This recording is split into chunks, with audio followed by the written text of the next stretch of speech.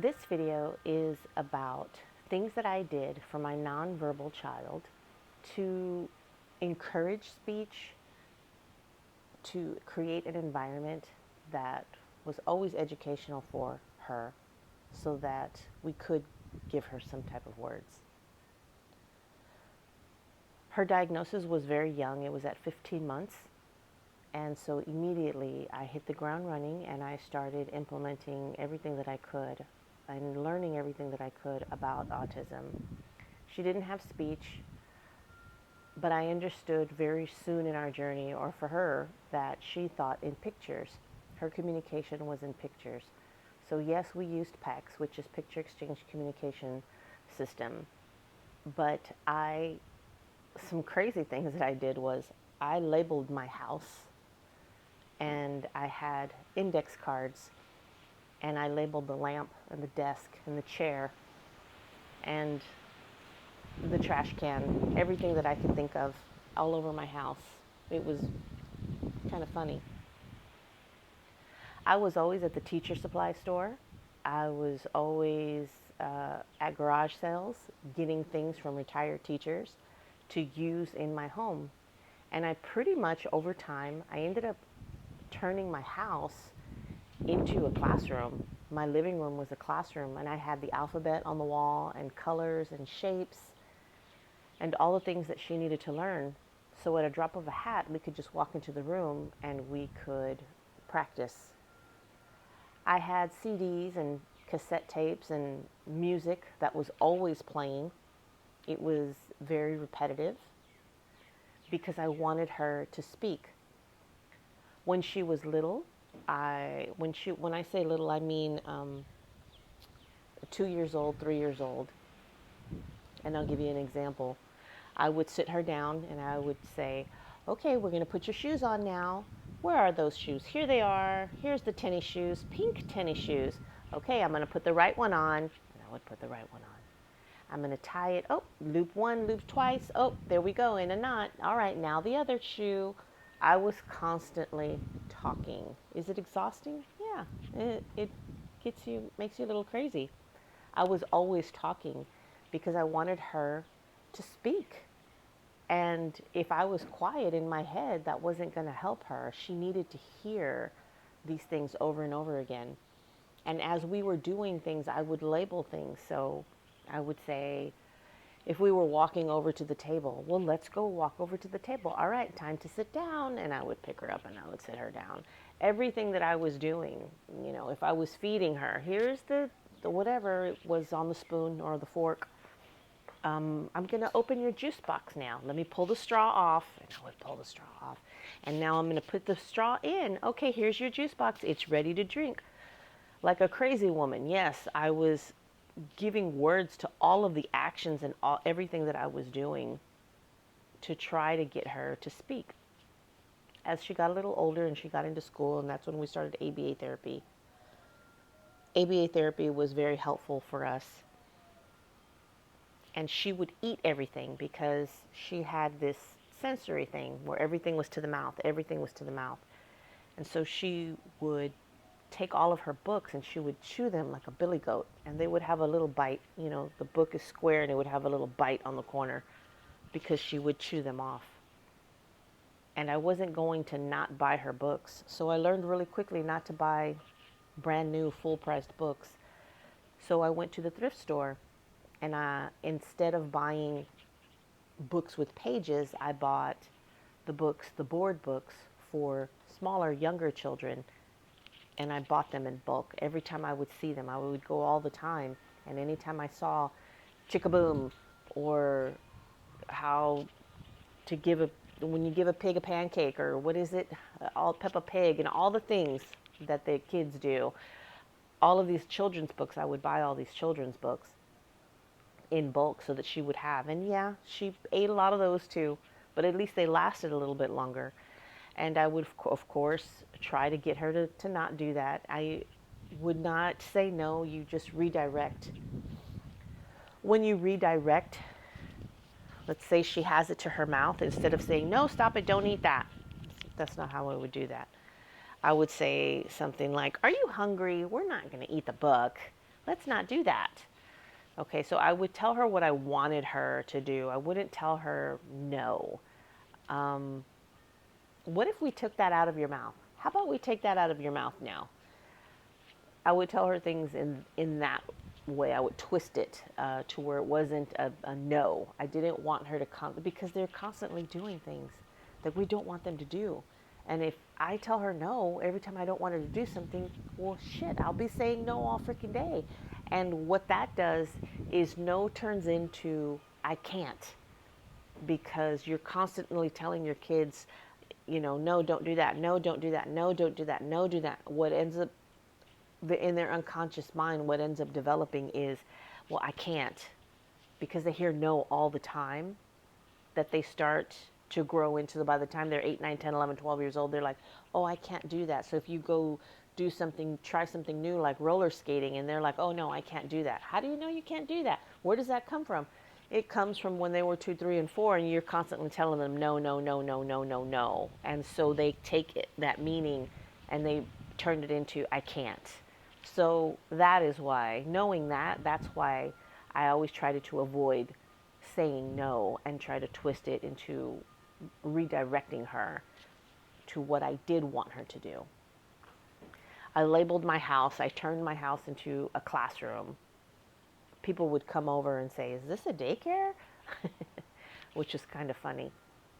Later down the road, it was easy to transition into homeschooling them. She was homeschooled by the time she was in the 3rd grade. She had plateaued already. By this time, she already knew how to read, and she already knew on a very low level, and she knew how to add and subtract on a very low level. Her adding and subtracting came because she used a different method. It's a very, very old method. They don't use it in schools anymore, but hot damn, it works because it's a visual and because it's sensory, and it's dot math. So if your kids are not adding and subtracting well, ask your teachers about, it's touch math. So there's little dots on the numbers and they touch each one, and that's how they're able to add and relate the abstract concept of numbers and adding and subtracting to the numbers that we put in front of them, because they're able to touch the number. So 1 would have 1 touch, 2 would have 2 touches, 3, and so on and so on. And that's how they're able to add and subtract, by using that. The other thing was I played music all the time. I sang songs to her all the time. I used Dr. Jean, Dr. Jean. You can find her on YouTube. She has a lot of really good music. The music isn't just nonsense type of little kid songs. Her music is geared towards education. So she's teaching concepts of a penny, nickel, and a dime, and their values. She's teaching the concept of around the clock, and she's teaching them concepts, different educational concepts is in her music, and that's why I chose that music as opposed to just, something random that makes no sense, and it's just a kid song. So it's geared towards children, but with an education base, and she was able to learn and pick up quite a bit from that. And she's 22 and she sings those songs to this day. The other thing was I bought a karaoke machine. I bought a karaoke machine because you put it on your television and the words come up at the bottom. Now, could she read those? Well, no, but I would read them and I would sing the songs. And I would sing the songs and they would see the words. And I'll tell you what, we still have that karaoke machine. And again, she's 22 years old and she will get that karaoke machine by herself and she will sing those damn songs. So the speech does come. It can come. It is possible. But I think my daughter's speech came, even though I still consider her to be nonverbal, the little speech that she does have, as opposed to being a total mute child that doesn't speak and doesn't say anything, is because I was constantly pushing and just thinking outside of the box. What else can I do to put words in front of this child? Her obsession was with words. My son's obsession was numbers. He loved numbers and is very, very brilliant in math and in science. But for my nonverbal daughter, her obsession was the letters. And so we would sing the song, the alphabet song, not just ABCs, but I feel like this helped her learn how to read as well. It's the alphabets where you say A and then it's ah, and then apple, and you're correlating the letter, the sound it makes, and the word. And then B, buh, and book. So again, the letter, the sound it makes. And again, she still sings this song sometimes out loud at the top of her lungs. She still sings this song to this day in the middle of the night. Yeah, in the middle of the night is when we get serenaded. But it makes me smile because it stuck. Those things, those things stuck with her. It helped her to learn how to read. It helped her learn how to sound words out. When she exited school and we homeschooled, she read at a very low level, sight words only, pretty much, 3 and 4 letter words. Now she reads at, gosh, I haven't tested her, but she can read words like everything. So she's reading big words. I didn't teach her how to do that. I just continued to put books in front of her. And I would read to her, and I would follow my finger along where she can see she's looking over me, and I would read to her. And then she loves books so much that she opens the books and she can read. She can read. Now, can I turn around and ask her questions about it? Do I know how much she's comprehension, how much comprehension is there? That, for me, that's not the point. The fact that she can read fascinates me. And I love it because she loves books. So she's doing what she loves, which is reading. So sometimes mommy or daddy reads to her, and then sometimes, because cognitively she still is very much a little girl and likes to get tucked into bed and gets a story read to her. Yes, at 22. Yes, hun, yes.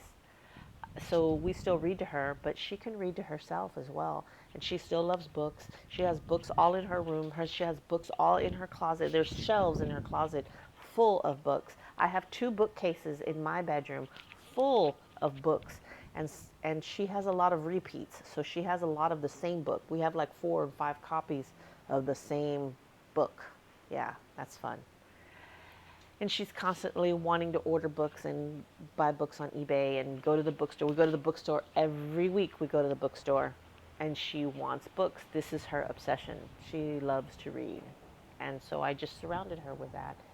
And what else? It's just always school. It's always school. We would go to the grocery store, and I would label things for her. There's the broccoli. What's this? And she would tell me celery, so she can label things. Why? Because we did ABA therapy.